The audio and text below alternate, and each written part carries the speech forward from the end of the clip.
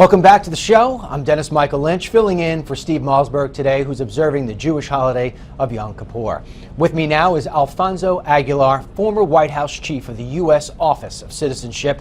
Alfonso, it's nice to have you. You were with me last year. I promised you if I ever hosted again, I would be calling upon you, and here we are.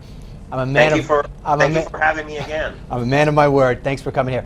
So let me ask you, last year, one of the big things that you and I were going back and forth about was you said that illegal immigrants are basically filling the jobs that Americans don't want. You still believe that nonsense? Yes, I do. You do. So are you saying that the majority of people who are here illegally are filling what? Crop jobs? Agriculture jobs, hospitality jobs, even construction jobs in certain markets. Okay, let me stop. Hold on. Let me stop you there. I want to play a soundbite. I want to set this up for you. This is a man named Tom Waddell. He's a contractor. He's lost everything in his life because illegal immigrants are undercutting him. Play the tape, please. What do you say to somebody who says we should give out work permits to all these people and you can't deport them? That's nonsense. We have 90 million people out of work right now, American citizens. Let's take care of the people in the country first, and then we'll deal with anybody else that comes after that. You've been here for, what, 8 years? 8 years, almost 9 years now. Have you ever seen in 8 years a farmer stop with a farm truck and pick these guys up? Not once in my entire time here have I seen any farmers pull up over there and pick up. It's only contractors. Strictly contractors and the homeowners. Alfonso, what do you say to him? Look, I agree with him. It's a travesty that this is happening, and it's hurting American workers. The current system provides for de facto amnesty. These undocumented immigrants are being hired because they're illegally here, so you can pay them less than the prevailing wage or the minimum wage. But you're contradicting yourself, because before you told me that they're filling jobs that Americans don't want. Now what you're telling me is that what they're doing is they're stealing jobs at a lower wage. It's two different arguments. My argument is they're stealing jobs.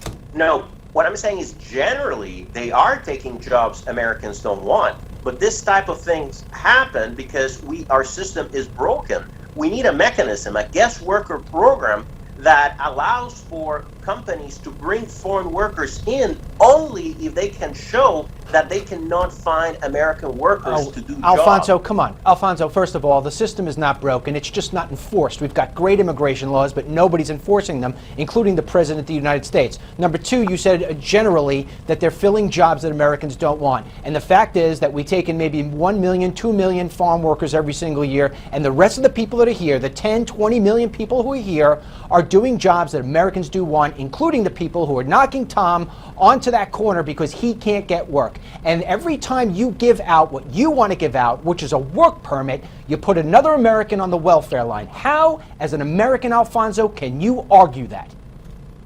Look, I think that we need foreign workers because it's not that they're taking jobs away from Americans or depressing wages. They're actually helping create jobs for Americans. How? In agriculture.